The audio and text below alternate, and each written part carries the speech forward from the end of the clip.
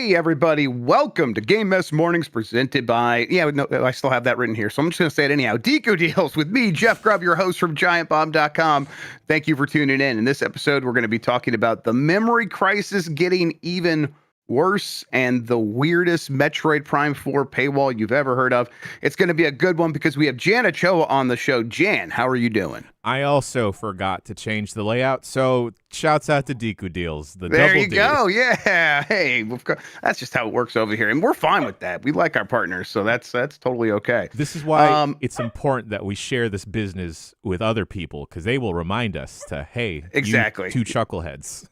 Yeah, you'll just keep giving it away for free, and it's like, okay, you're right. Eventually, we should stop doing that. I'll cover up. Yeah, okay, I guess. I am.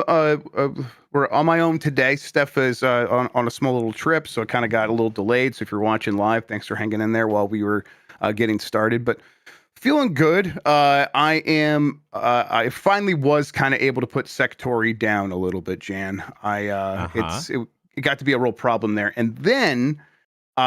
Chris Plant was like, hey, but what if instead of the 30-minute runs you've been doing on the campaign, what if instead we all focused on the classic mode, which is much more similar to the original Geometry Wars leaderboard mode? What if we did that instead? So I kind of immediately got back on Sectory and started playing that nonstop again. So I don't know. I said it wasn't a problem anymore. It might be more of a problem than ever in a lot of ways because I thought I had an out and I didn't take it. See, Grubb, this is what I'm scared of with myself. I was I don't think I was very good at Geometry Wars when that initially came out on the 360, but I feel like I've maybe grown as a gamer. And yeah. But every time I see video of it or a screenshot, it looks too.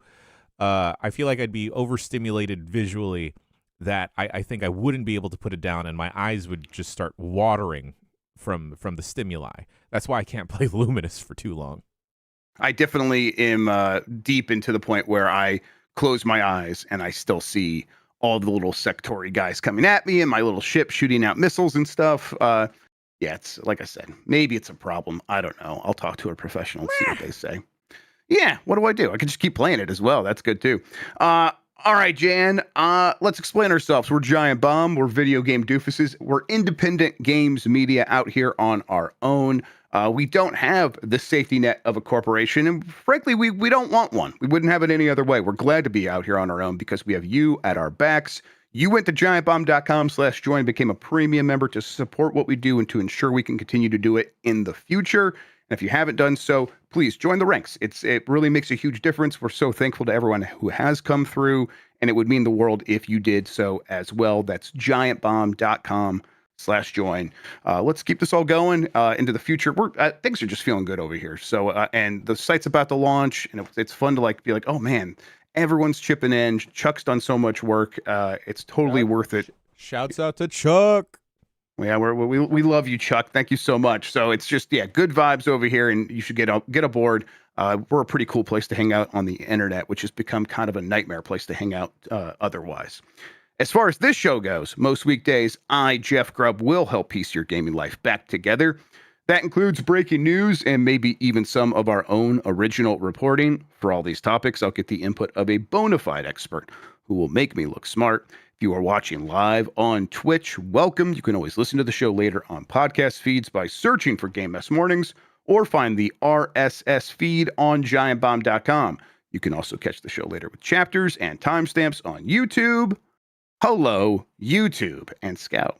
All right, it's time to start the morning mess. So let's get into it with Micron closing down consumer brand Crucial after almost 30 years. This is from Kim Olson at Game Reactor.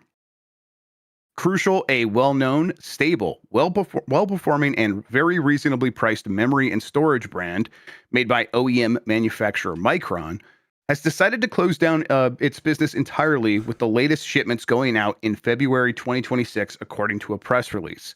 This is in full due to demands from AI data centers, and Micron is surprisingly honest about the closure of the brand. Here's the quote.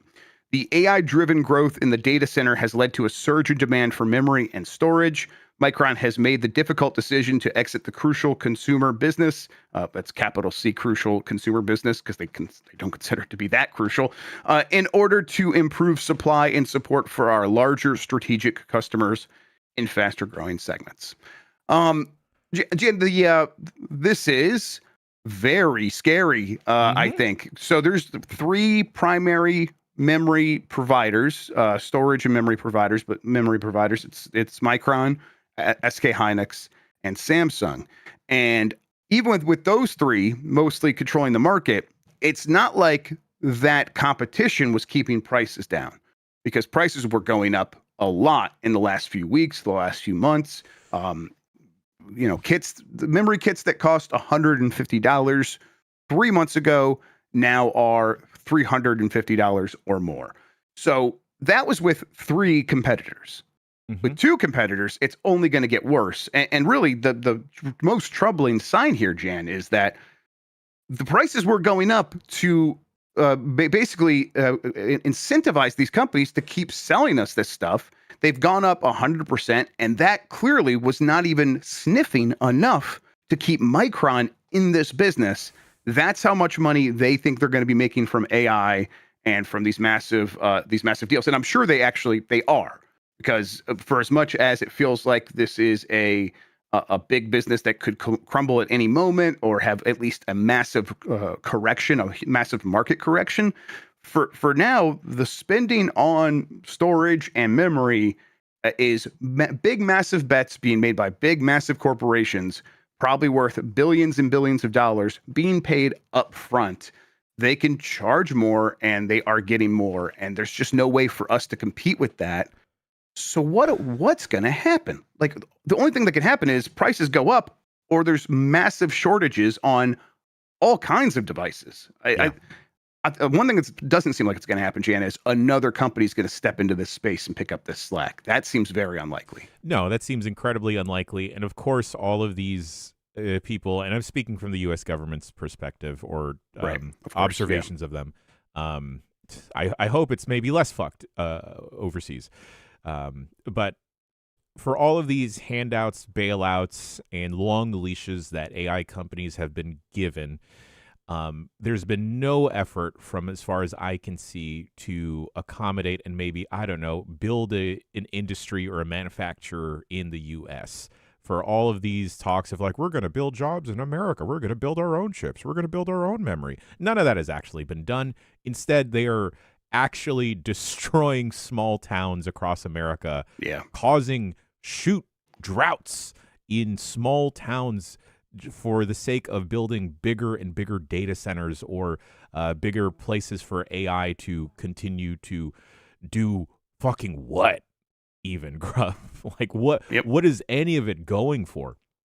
And like, not only I feel like I wasn't old enough to experience the housing bubble when that was a thing a couple decades ago. But this is something that is within our industry, Grubb. This is something that directly affects us, affects our community, affects our audience, affects everyone else playing games. Because this isn't just going to play a factor in folks building out PC rigs. You were talking on Monday about, with Lexi, that memory may be the only thing that is not going to go up and down in terms of price. Yet here we are today. And that was just 2 days ago, or 3 days ago. The other aspect is this is going to affect future consoles. This is going to affect electronics. Now that like little terabyte SD card or whatever type of memory that you're going to throw into anything is going to come at a much higher price across the board. This is going to trickle down to like the smallest things that we wouldn't even anticipate it even affecting. And it's such bullshit, because at least in our space, I understand the sentiment against AI. And I can also see that starting to grow with your normal person that thought it was cool to generate an image at first that looked like Studio Ghibli. And then they started learning about the actual ramifications, the political impact even of partaking and using AI to like an extent other than the IP theft that is happening, the ecological damage that we will not be able to see until it's too late.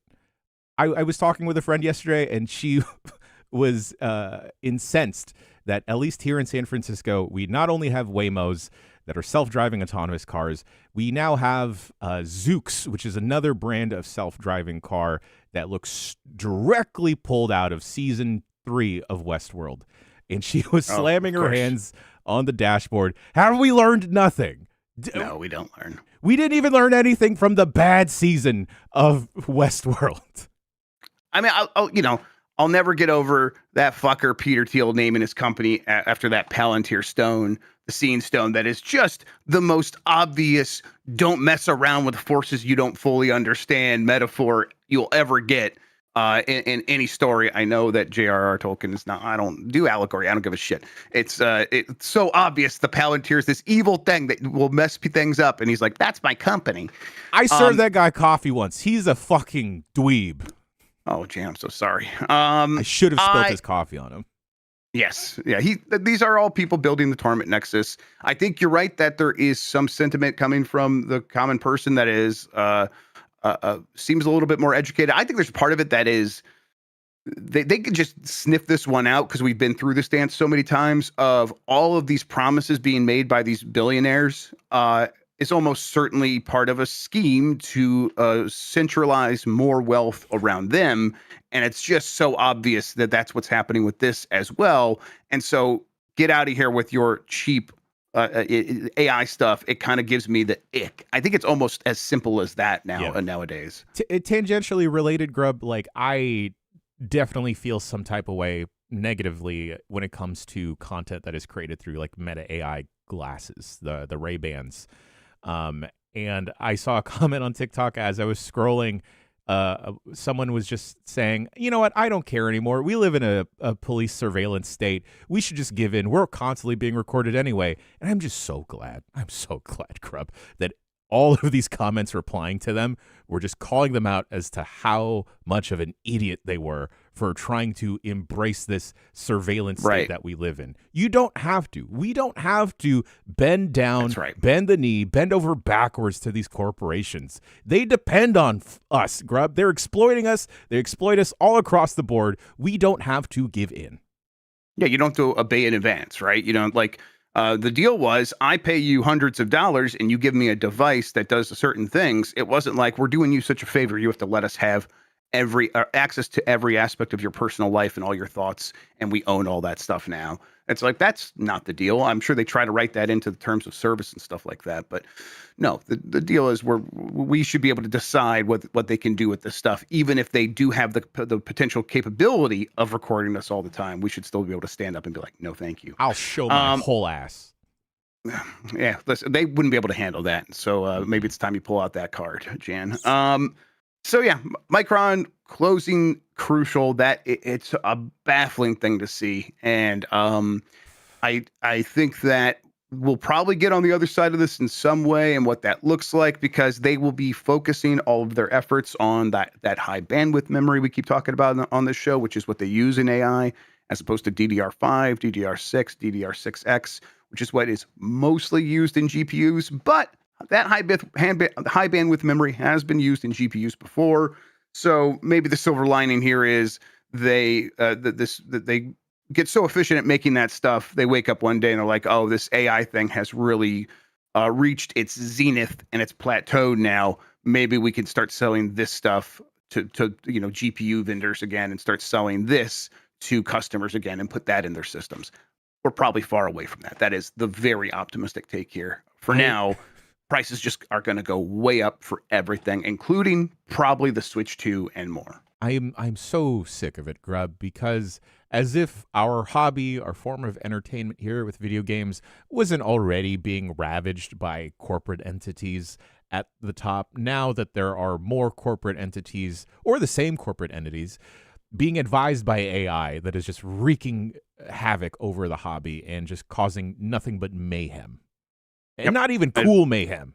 No, just the worst kind of mayhem of like, haven't we been through enough price increases for the last 5 years? And now here's another reason it's going to get very, very much worse for this specific industry and for a lot of industries. It's going to be very frustrating. The normal person can only have so many jobs, Grubb. Like, I hate the idea of a side hustle because your main job should be able to support you, whatever it is. Trade, working at a grocery store, fast food, or whatever, it should be able to be enough to sustain you. You shouldn't have to also pick up shifts at like a fucking Amazon factory warehouse or pick up a bunch of shifts on Uber, DoorDash, or whatever. You shouldn't have to pick up so many different gigs to be able to just fucking live, especially when you're trying to like relax at the end of the day with even watching a movie, playing a game. These people don't fucking care at the top. I'm not saying we should do something, but maybe we should. We should definitely do at least the very least, and that is tax their wealth and blue shell the rich. That's what we say around here. Fucking hate Gary V. Yeah, right. Goddamn. All right, so let's keep going here. Metroid Prime 4 makes you drive around the desert in silence unless you buy this $30 amiibo. What? This is from Kenneth Shepard at Kotaku. God, Nintendo could be an annoying company. Not 24 hours ago, I was writing about how it made Mario Kart World's music volume options a toggle that only lets you choose between normal and louder. And now Metroid Prime 4 Beyond is out today and has its own obnoxious music options for players to contend with. At least Mario Kart World's nonsense came at no additional cost to you, though. Metroid has paywalled basic options and features behind $30 amiibo figures.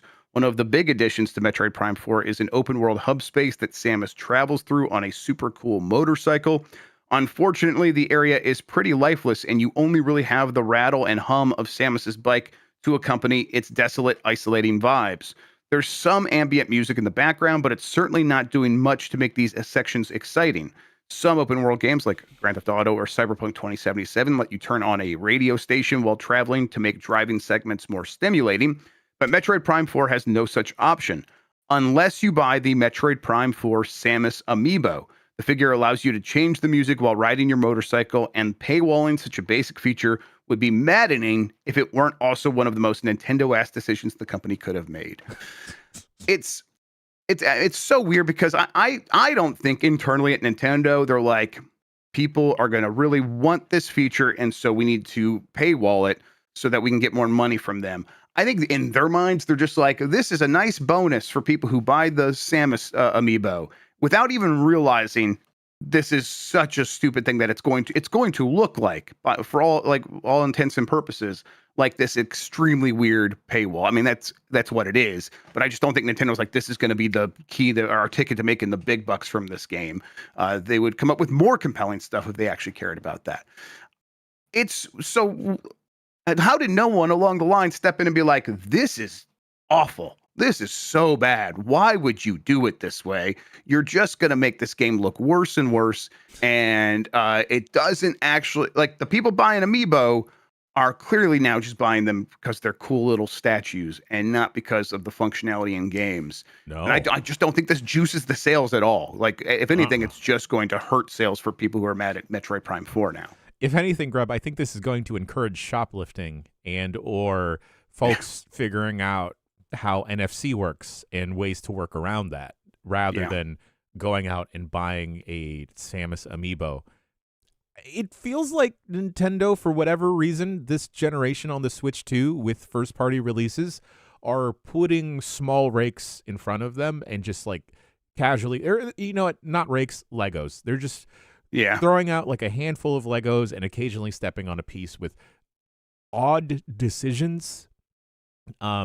One of the oddest decisions that I can't help but think about, and we were talking about Game of the Year yesterday internally, but Dragon Drive was this year.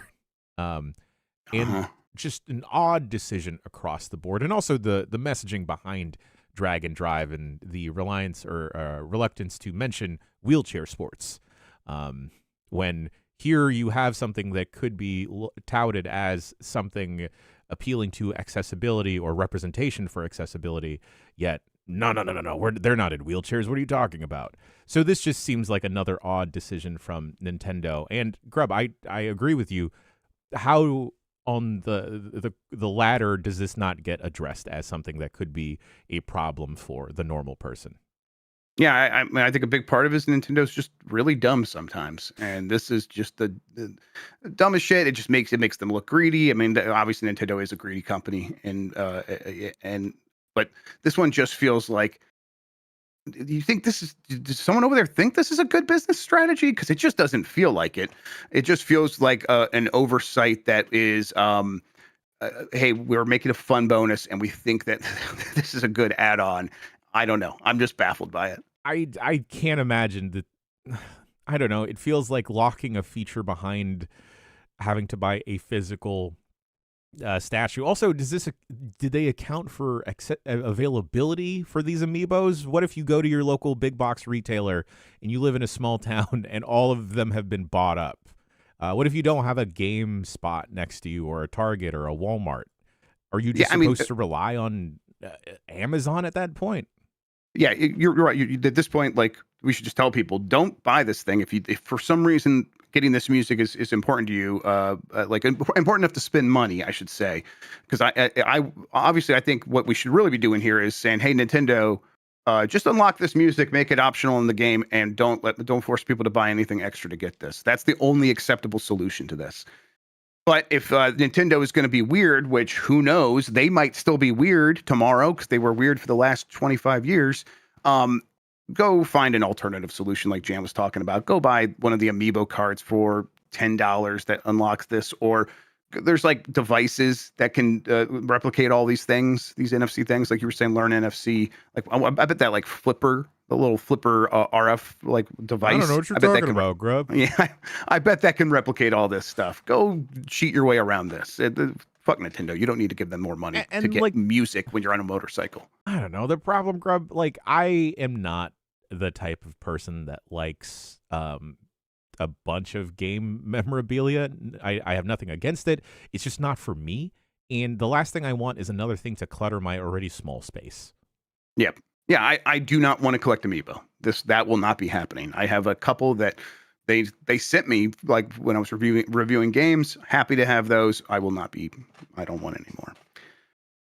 All right, let's take a break. When we come back, plenty more headlines. J.J. Abrams has a video game. We'll talk about all of that and more. If you want to skip out on these ad sections, there is an ad-free version of the show, both in video and audio form. You get that by going to giantbomb.com/join. In the meantime, we will be right back.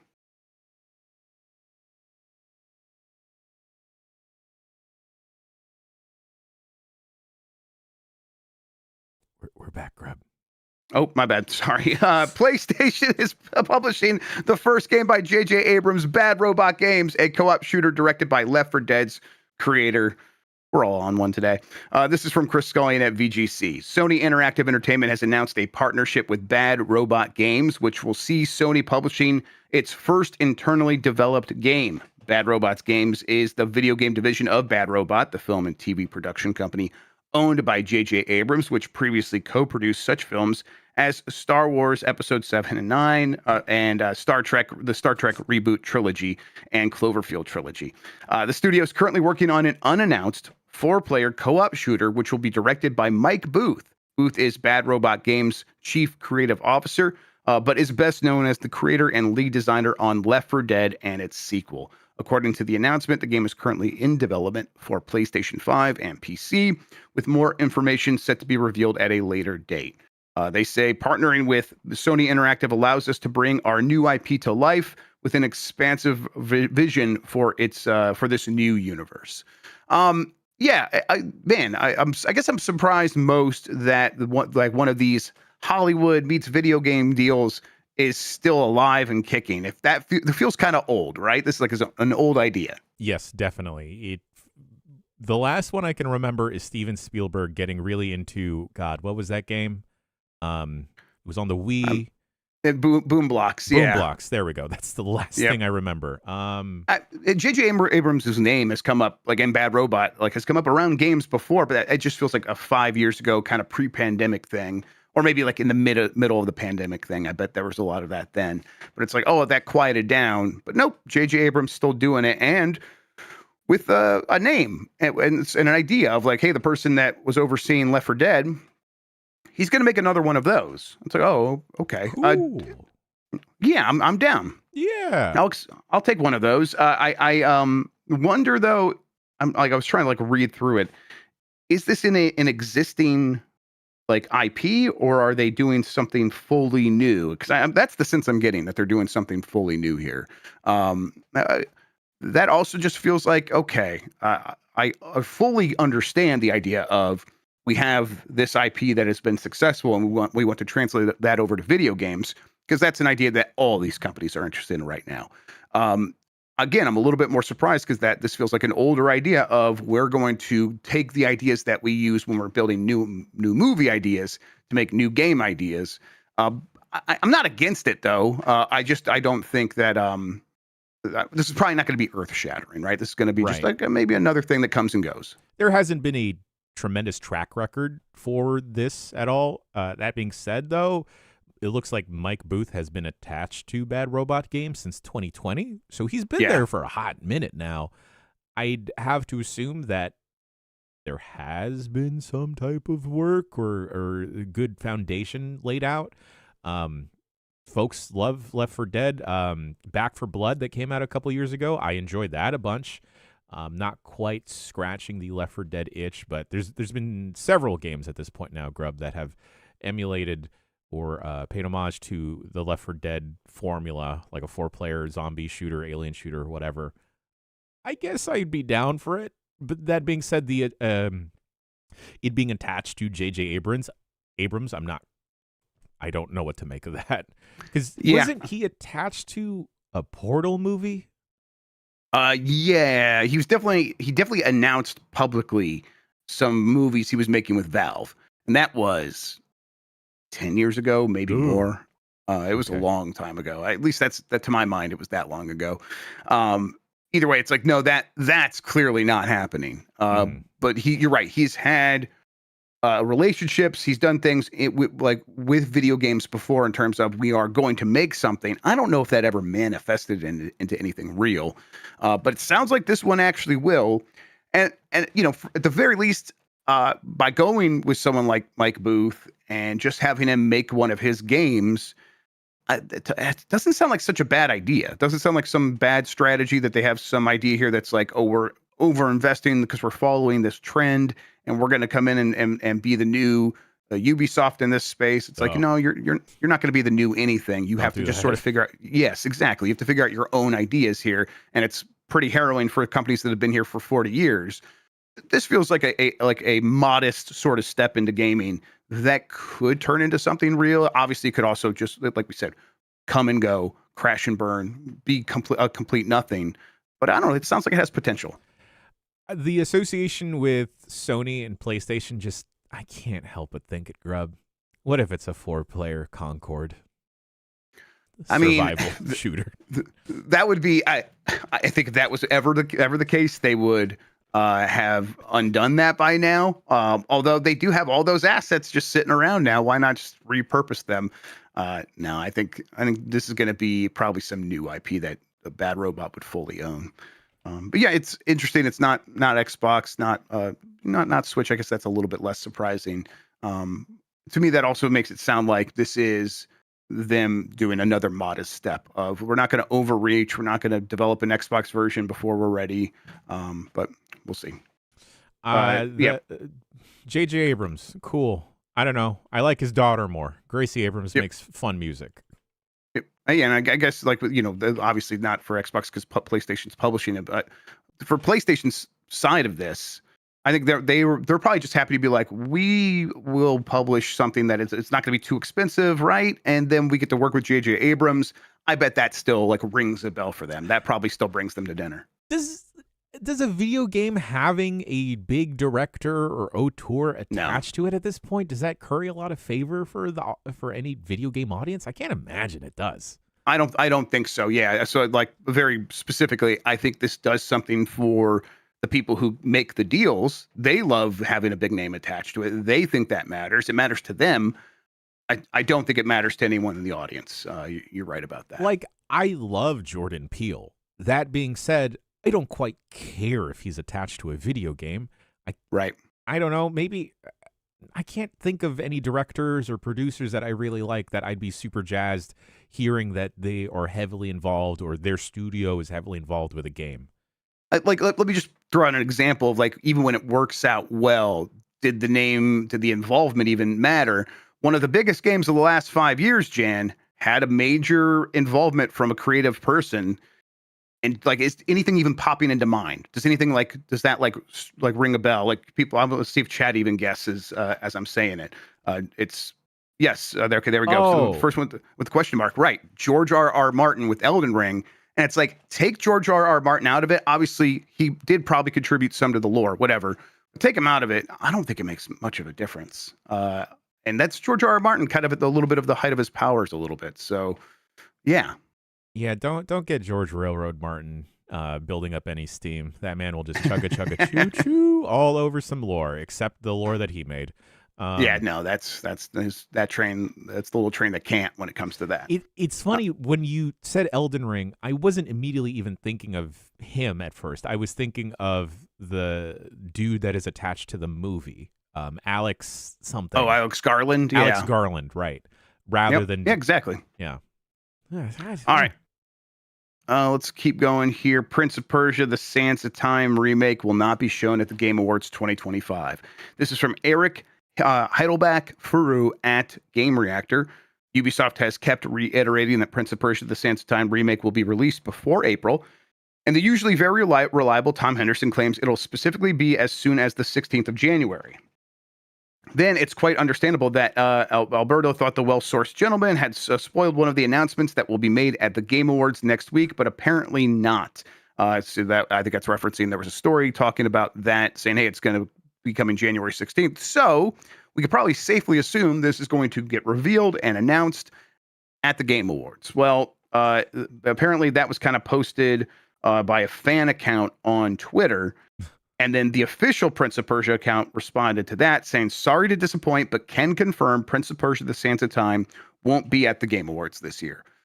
Okay. I wonder if that's just like they have another plan of announcing it somewhere else. But if that thing's coming out as soon as January 16th, that's they're going to have to announce it somewhere here pretty soon. Yeah. And I also wonder if that's just the kind of thing where it's maybe that's the kind of game that doesn't meet like Keeley's threshold of you don't have to pay to be on this show. And Ubisoft's like, well, we're not going to pay several $100,000 to market this game that is supposed to be marketed to people who already know about Prince of Persia. It's probably something along those lines. What do you think? That was my assumption, Grubb, that maybe Ubisoft didn't want to pony up any miscellaneous fees or costs to get into the show, and that's why they chose to skip the TGAs.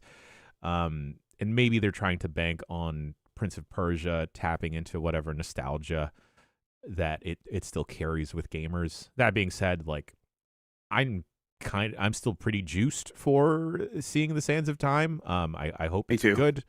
I can't erase the fact that Prince of Persia, the IP as a whole, makes me think of the Godsmack song "I Stand Alone," or "I Am Alone," whichever one, and Jake Gyllenhaal. So it's unforgivable.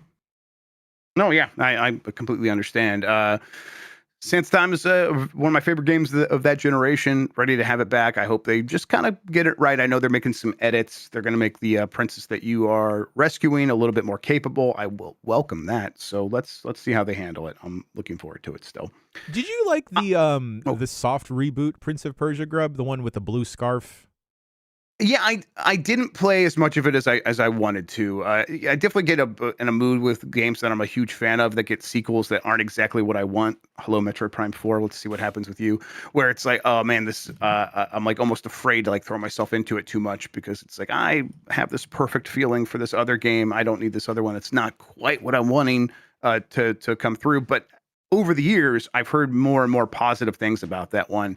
And I'm like I'm over my that whole relationship with that series. I could go back to that. Would like to try it, but no. Did you ever try it? I liked it a lot. That being said, that was the first time I ever pirated a video game. Okay. But I enjoyed it a bunch. I wound up buying it afterwards because I felt bad. Mine was Civilization 3, and I've bought it many times since then, actually. There you go. There you go. Also, more characters should just wear scarves in video games. Yeah, it's very cool. Shouts out to Strider, #1 scarf, Mount Rushmore of scarves. We could do that sometime, Jan. PS2 Shinobi. Oh yeah, okay. Good scarf. Just good scarves. All right, let's see here. Eidos Montreal was working on a Legacy of Kain reboot before Embracer buyout. Sorry, Tam. This comes from Tom Henderson at Insider Gaming. Several CVs from past employees at Eidos Montreal have revealed that the developer was working on a dark fantasy ARPG and was focused on reviving an established vampire IP with a design emphasis on melee combat and parkour. The details have sparked a lot of speculation online, but Insider Gaming can confirm that it was a Legacy of Kain reboot and that its cancellation is a few years old at this point. To make it clear, the current set of canceled projects circulating around is years old and is not part of current layoffs. So this just sounds like this was not that they're unrelated, the layoffs and the canceling these games, even if they are years apart. It sounds like it's all part of the same process of taking Eidos Montreal, having the studio that could be making their own projects and making them more and more of a profit-generating support studio. I do believe that they continue to work on the Fable game with Microsoft. Like they're doing stuff like that instead. That's Embracer for you. A name that, God, I'm glad we don't have to deal with them as much as we once had to deal with them, Jan. Remember those times? It was every week there was something going on with those bastards. That's mostly fallen by the wayside, thankfully. Occasionally, though, we get reminders like this one of like, oh, yeah, it must still suck over there to work for that company. So, yeah, this is a bummer. I think that these companies tried to like come out of the pandemic and be like, we're investing in some of our old ideas. We believe in them. And then there was the first patch of rough seas and they all got scared and everyone canceled everything. It feels like there's so many of these projects that are like this one that are out there in a graveyard. And it's a bummer because I think the industry would be better, even if all these things didn't work, if we kept getting these attempts to bring some of these things back or try something new. But the company like this doesn't seem to have any appetite for that. Grubb, folks talk a lot about learning loss through the pandemic when it comes to kids in school and losing the ability to socially interact, attention spans waning. I think the biggest learning loss is in the video game industry where there are years and years of patterns of how game releases and gaming trends that just got obliterated in favor of trying to turn a quick buck or to exploit miscellaneous dark patterns to wring more money out of gamers out there. It just upsets me so much, Grubb, because the story you brought up yesterday about a potential Chrono Trigger remaster or whatever possibly being shelved because Square made that effort to fund and make smaller games and it didn't pan out how they wanted to for miscellaneous reasons. Yeah. Some of the games being bad, some of the games just not having enough support. And then they saw that and were like, oh, fuck this. We're not doing this at all anymore. But that's not just Square. That's across the board here.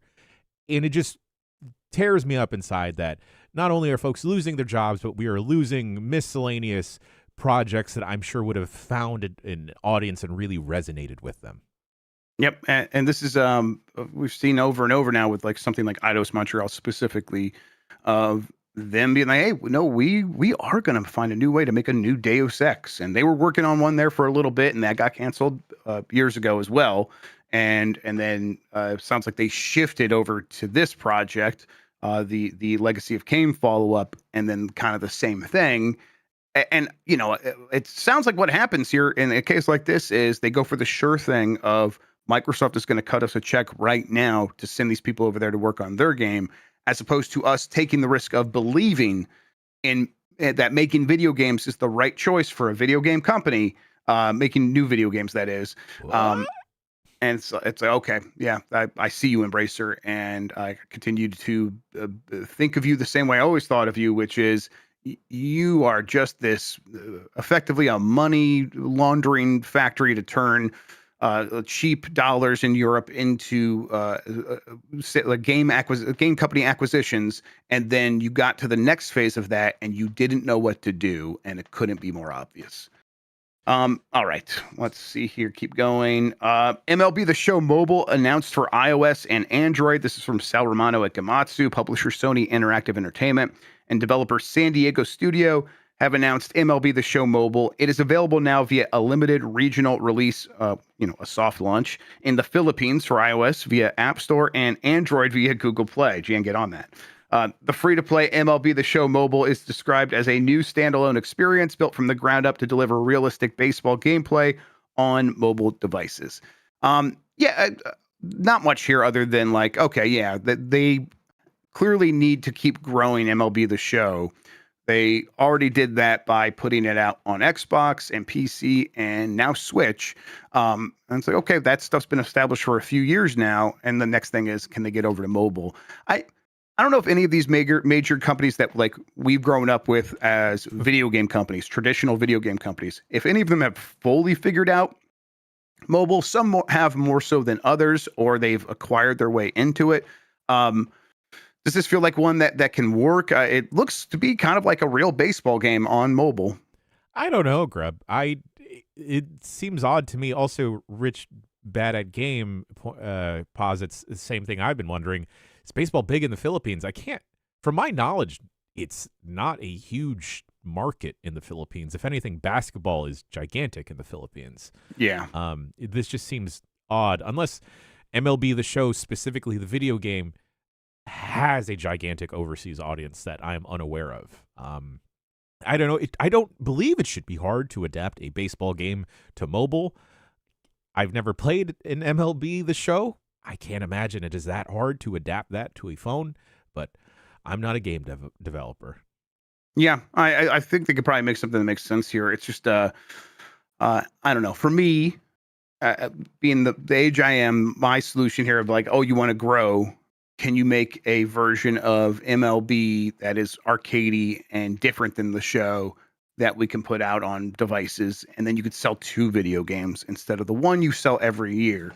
But it's like, I think for them, it's if you can get MLB The Show Mobile going, you can then get people into their equivalent of Madden Ultimate Team, which all of these sports games have, okay. And that's something that can work very, very easily on a mobile device, right? Opening card packs, all that stuff is something that audience is accustomed to. So that's the real goal here, because then the profit limit is kind of unlimited at that point. Yeah, the ceiling exceeds initial expectations. Grubb, this has me thinking of something that's been ruminating and marinating around in my head a lot, is that I myself, at least, and I'm speaking for myself, am more familiar with how game development is here in America, a little bit of how it is in Japan, and a little bit of how it is in Europe. Sure. But seeing gigantic success stories like Where Winds Meet, and that coming out of China, and then games coming out of Korea, and there are also games coming out of the Philippines. The Philippines isn't solely a place for support studios.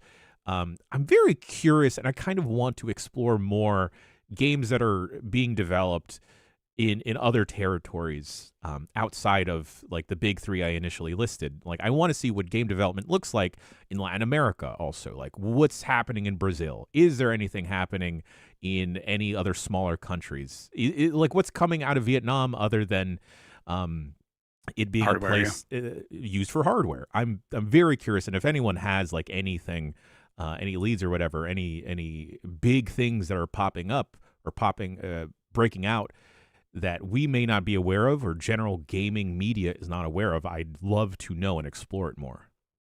Yep. I know like South America's got a lot going on. Brazil's got several, like the Brazilian Indie Game Festival, big. That's something that they do every year. They've got a lot of stuff going on. And you're right. It's like, can we just build more inroads so we can get these games moving around the world a little bit easier and take advantage of the fact that people love making games everywhere, because that's only going to benefit everybody. Someone in chat saying, hey, can we get more Mutant League sports games? There's a Mutant Football League game launching like soon, right? Mutant Football League 2. It's not Mutant League Football, it's Mutant Football League, but I mean, it's the spiritual successor. Oh wait, did this already come out like years ago? Maybe not. I think maybe it's hitting something else here soon. I think it's coming to Switch or something like that.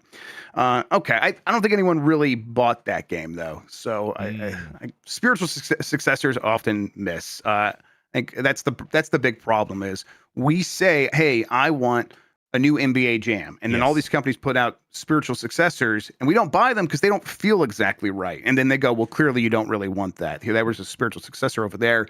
No one bought that. It's like, no, please, you just have to understand if you put out one that was real and felt right and had all the same juice, we would be there for it. But I don't think these companies are going to believe us. All that being said, Grubb, I've mentioned this several times now, but last year at Gamescom,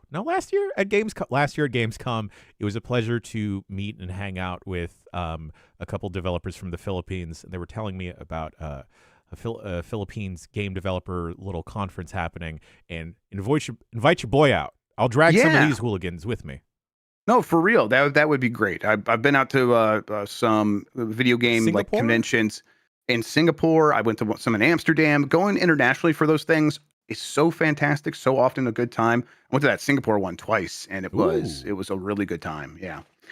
All right. Monster Hunter Wilds director tells players who found it too easy, I would appreciate it if you could pick it up again. This is from Chris Scullion at VGC. The director of Monster Hunter Wilds has asked lapsed players to consider trying the game again, particularly its new, more difficult missions. Yuya Takuda participated in a media interview session during the PlayStation Partner Awards 2025 Japan Asia held on Wednesday, where he was asked numerous questions about the game. As reported by IGN, Tokuda noted that the team has consciously decided to make Monster Hunter Wilds more approachable to newcomers, but this may have come at the cost for experienced fans of the series who found it too easy as a result. We analyzed what kind of places beginners were stuck in Monster Hunter World, Tokuda explained. We have worked on these points in turn to make it easier for new users to clear hurdles, such as being able to reach certain monsters or to craft certain types of armor. In addition, we have tried to adopt as many new elements as possible that are beneficial for both beginners and existing users, such as focus mode. This time, as a result of making the game easy to beat, even for new players and players who could not clear it before, I think the difficulty curve was a little lacking for existing users. Tokuda said the development team has been working and trying to remedy this since the game's release by adding more difficult gameplay in each of its content updates. This feels like one jam where, you definitely have to do this if you're the development team. You kind of have to respond to this criticism. I think that's the right move. But also, something about this game has just like clicked off with people so hard that they're like, listen, even if I did often enjoy playing through that game, I do not want to go back to this one. I'll check in on the next Monster Hunter or potentially with the DLC for this one when they have the real actual expansion.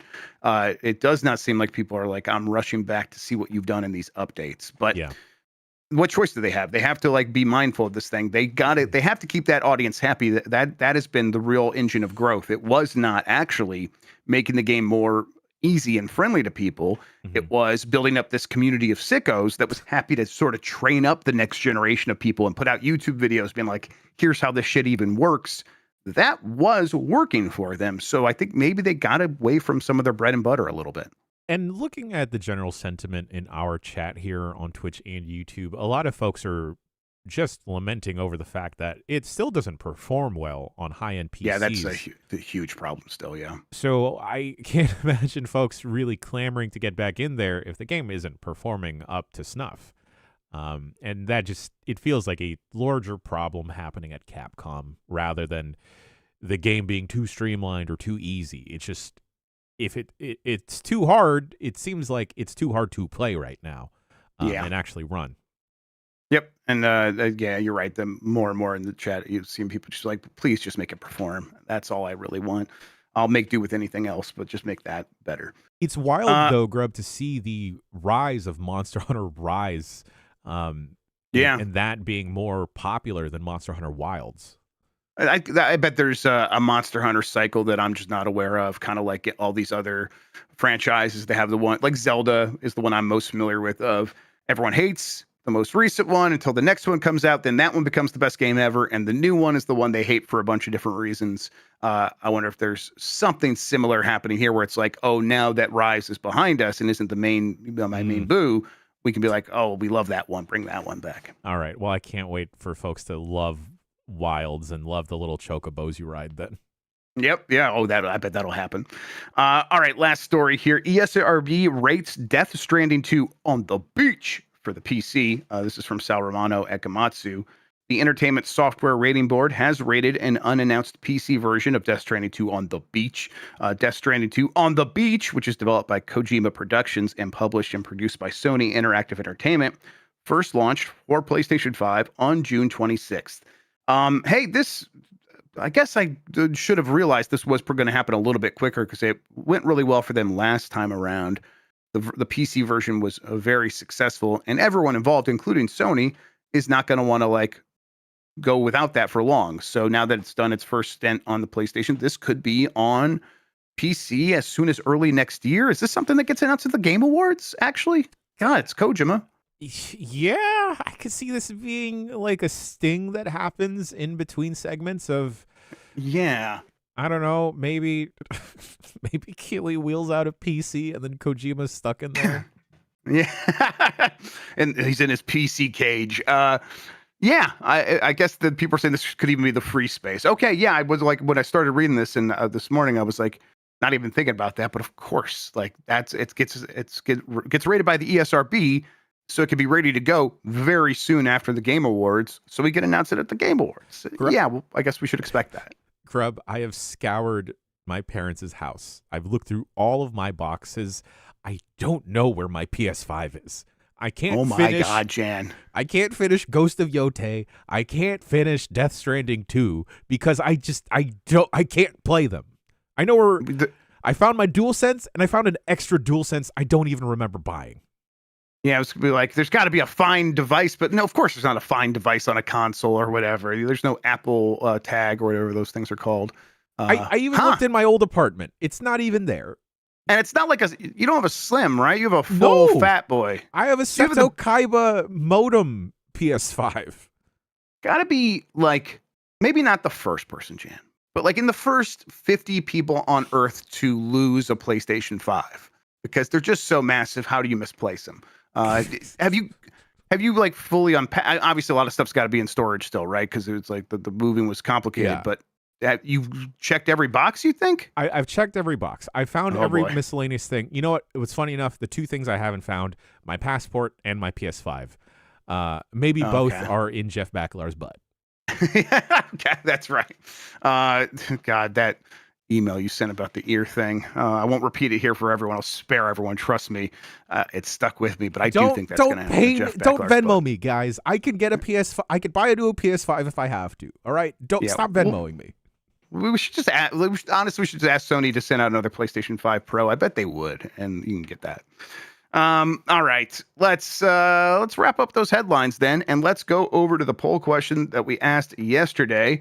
Let me go ahead and refresh, get the most up-to-date results here. Yeah, there we are. Do you play PC games off of a hard drive instead of an SSD?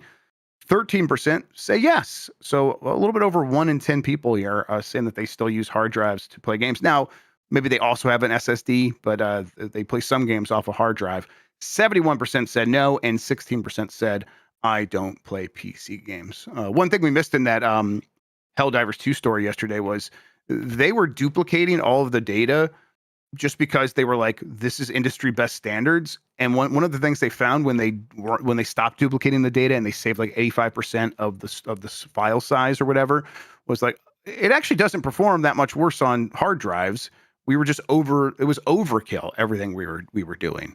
And so Nix's helped them sort of figure that out. It's like, oh, wow, okay. So even the reason that you were doing this thing actually probably still performs just fine on a hard drive. Although, don't play your new games on a hard drive. Come on, everybody. Treat yourself better than that. All right, we have a new poll question. Let's go ahead and do that right now. Were you planning to build or purchase a PC in 2026? Just kind of seeing how people are feeling about that. Yes, no, Throw your comments in there as well. We'll go through those. Jen usually scrolls through those. Kind of want to see the general sentiment about how people are feeling about doing that. We have our partners, and if I say get while the getting is good, but of course, we have an incentive there. So I keep that in mind. But I do really think the prices are just going to get worse and worse for the next 12 to 24 months. So we'll see what people are saying about this. Grubb, question for you, because you are more well-versed. I feel like Sean would answer this incredibly well as well. Does it make a difference to play older emulated games off of a hard disk drive versus a solid state? It does make a difference, yeah. Especially if you're doing anything that's like loading off a CD file, an ISO or whatever. But yeah, everything makes, if you're playing NES, Super Nintendo games, it's not going to make much of a difference. But the SSDs and even like modern slower storage like SD cards, like I have that flippy drive installed in my GameCube, and that is an SD card basically that it's running the games off of. It loads games much faster off that SD card than it did off of those mini DVDs, which is reading directly off those DVDs. So it was like all drive speed and things like that. So it's like, you can get quite an improved experience, especially with an SSD. Nice. Okay, let's see here. All right, we did that. So, Jan, speaking of Giant Bomb, what do we have going on the website? Today we have voicemail dump truck popping off. It may be a little bit earlier. We have to shift things around due to some scheduling stuff. Also, the site as a whole is still frozen up until Friday. Chuck is clutching his tummy because it hurts. And hoping to launch the site, and he will launch the site this Saturday. Gang, it looks great. I love using it. Again, this is not me glazing Chuck at all. He does not need it, but I'm sure he appreciates it. It's a great and good site to use from a producer perspective. It makes things so much easier, and I hope y'all will enjoy it and use it. Go to the forums. Go make a forum thread. Come hang out with us. That being said, the wiki won't 100% be ready, folks. But again, you can help Chuck out if you go to bombcast.com/wiki, or you join the Giant Bomb Discord, find the Wiki Streak Team channel, and see how you can help Chuck. Listen, if the site goes down, we'll come after Chuck. Don't worry, everybody. So when it inevitably goes down on Saturday, he's going to be in so much trouble. No, we were expecting it. Just hang in there with us. I also want to give special shouts out, Grubb. I know that Spotify is one of the worst right now because of AI usage, but it does warm my heart to see all the folks that are posting the Bombcast, Game S Mornings, Dump Truck, and even the extended Giant Bomb Universe podcasts on their Spotify Wrapped, their YouTube Wrapped. I didn't realize that creators also have their own version of Spotify Wrapped. So it's been incredibly nice to see the level of growth that we've seen this year alone from the audience, whether that's the Bombcast, Game S Mornings, again, Dump Truck, and all of our other miscellaneous stuff. So shouts out to y'all out there. And I know that that is a small slice of the pie, just looking at Spotify, just looking at YouTube. But hey, you all matter to me, and every little bit of help, whether you're just listening, whether you're a premium member, it does mean a lot, and it does help us out a lot. That's right. All right. Cool. I think with that said, continue to hang out with us for the rest of the week. Continues to be a lighter week, but we're going to keep doing some of our normal shows. In the meantime, though, Jan, thank you so much for hanging out with me today and talking about video games, man. I really appreciate it. It's the best way to start a Thursday, Grubb. Oh, you went to plaid. All right. Thank you all for watching and listening. You are the best audience in gaming. Until next time, have a good one. Take care of yourself, and goodbye.